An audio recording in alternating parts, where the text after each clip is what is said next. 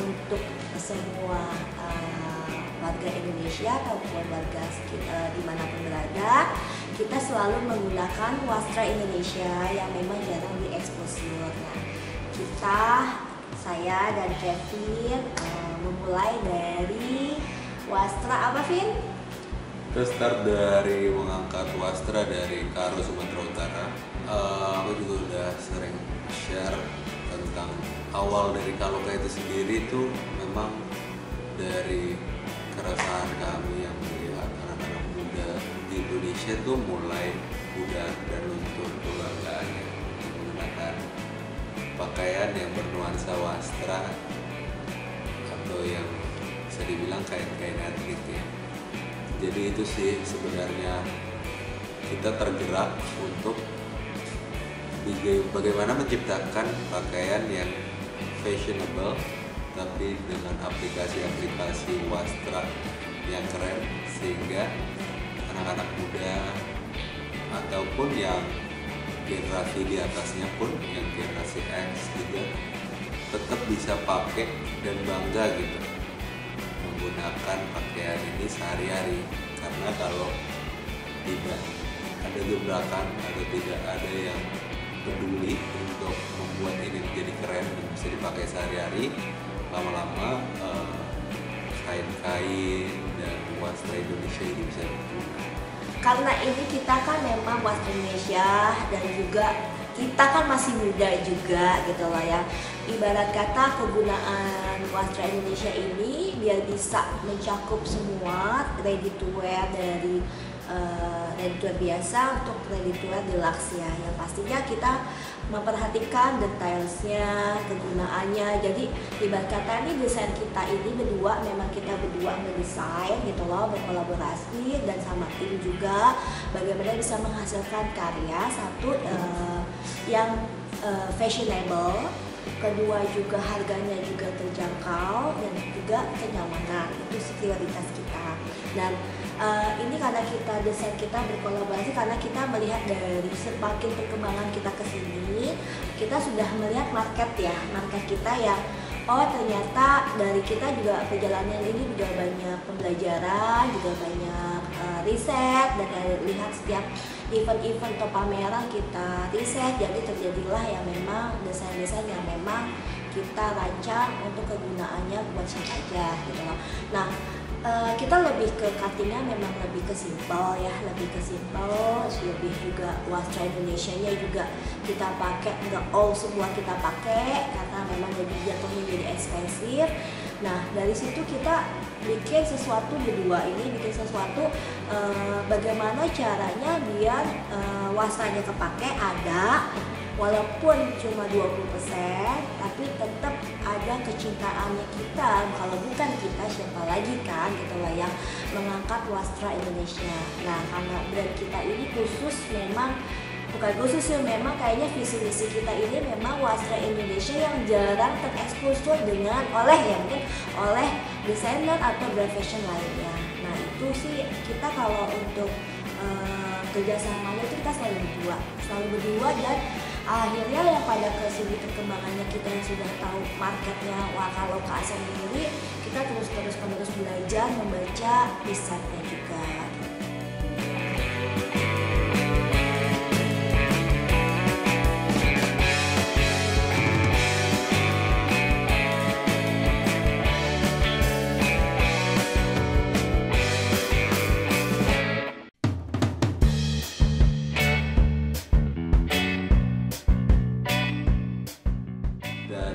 Progres Kaloka ini sendiri, puji syukur ya, kita hitungannya cepat. Senang banget dengan progres yang kita dapatkan, apalagi di tahun ini bisa dibilang kita cukup ngebut untuk hitungan brand fashion yang baru.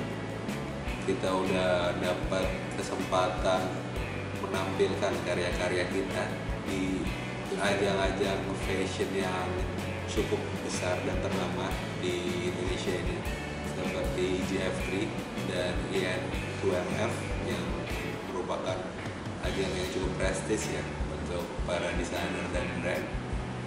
Dan juga kita juga sudah beberapa kali dapat kesempatan award dari institusi BUMN dan juga dari kementerian. Yang terakhir itu kita dapat penghargaan UMKM terbaik kategori fashion di acara GBBI, Gerakan Bangga Buatan Indonesia, yang dilaksanakan di Kota Tua di bulan lalu.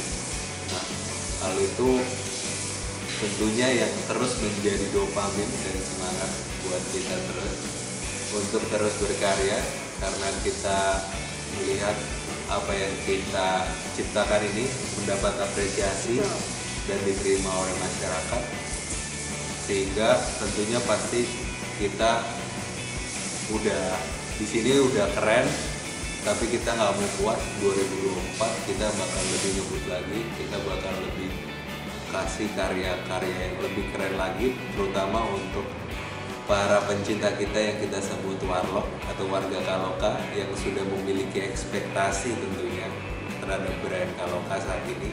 Jadi kita tentunya nggak mau ngecewain mereka semua. Kalau untuk berkesan, semua sangat berkesan gitu loh. Ya alhamdulillah karena kita mempunyai tim yang loyalitas gitu loh, dan kita yang bekerja keras gitu, dan kita juga mau belajar juga gitu loh. Membuat satu proses baju itu kan gak cuma mengandalkan satu tim ya, karena ada beberapa tim yang kita lewatkan kan, dari potong pola, menjahit, finishing, desain gitu loh.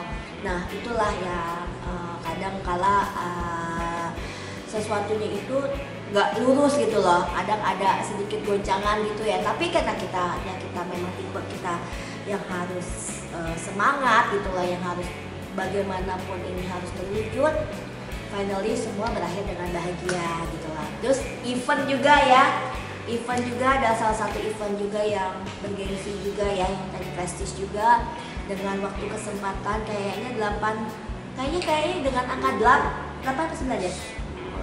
10 hari. Rata-rata ini angka 10 itu membuat kita deg-degan gitu kan. Biasanya persiapan fashion show itu bisa 2-3 bulan. Tapi karena emang kita dapat opportunity-nya last minute, ya aku discuss juga sih, Kak, gimana nih kita ambil nggak nih? Timeline kita cuma 10 hari loh, jangan sampai kita ngecewain karena kita alasan waktu mepet, kita nggak kasih 100%. Tapi katakan ini ya sedikit lah, maksudnya belum tentu semua brand atau desainer juga dapat kesempatan itu untuk tampil di event tersebut. Jadi maksudnya ya walaupun mepet, dan itulah mungkin harga yang kita harus bayar dengan kerja lebih ekstra untuk menyelesaikan semua look-look yang akan ditampilkan, dan finally akhirnya kita deliver juga bisa selesai. Yang pastinya kita semua dari segi aspek bisnis itu kan, kita harus mempunyai semangat yang pastinya, dan juga kita mempunyai target gitu loh. Walaupun targetnya itu mungkin belum tercapai, berarti itu hitungannya hutang target kita gitu kan ya. Terus target yang ke depan kita harus lebih baik ya, dalam arti kita harus ada peningkatan gitu loh.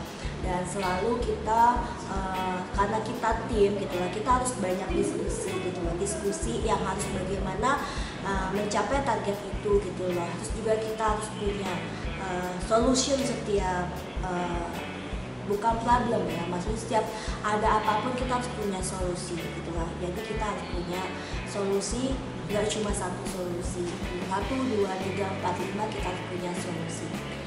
Yang pastinya kita harus semangat sih gitu, harus berpikiran positif, berpikiran maju gitu loh, dan bagaimana, dan juga harus kita belajar gitu, terus menerus belajar gitu loh, karena sekarang nggak cuma bisa mengandalkan ya sudah yang kita punya aja gitu lah. Jadi kita ini sama-sama saling belajar, kita kan semua kita harus belajar gitu lah, menambah value kita, nggak cuma pribadi kita sebagai business owner ataupun founder, juga kita harus menaikkan value kita dan tim gitu loh, dengan bagaimana caranya gitu loh. Kayak kita yang belajar, kita harus berkelas ke tim kita gitu loh. dan nggak boleh menyerah gitu. Mimpi kita harus sebesar-besarnya. Itu dari pribadi aku ya, dari pribadi Kevin kan lebih ke bisnis developmentnya itu seperti apa. Kalau definisi suksesnya untuk Aloka sendiri, tentu sebagai brand dan bisnis, number atau apa itu sangat penting ya. Betul. Peningkatan omset atau penjualan itu sangat penting tentunya buat kita. Tapi menurut aku dan Aloka sendiri ada yang lebih penting sih sebenarnya, yaitu impact yang mau kita bawa. Makna sukses yang definisi dilihat oleh Aloka itu sendiri adalah waktu anak-anak muda, kita bisa melihat anak-anak muda ke coffee shop, ke kampus, mereka datang ke event semi formal atau ke casual, ke mall dan lain-lain, mereka tuh bisa pakai busana yang bernuansa wastra. Mungkin nggak harus Aloka, tapi mereka udah timbul lagi nih kebanggaannya.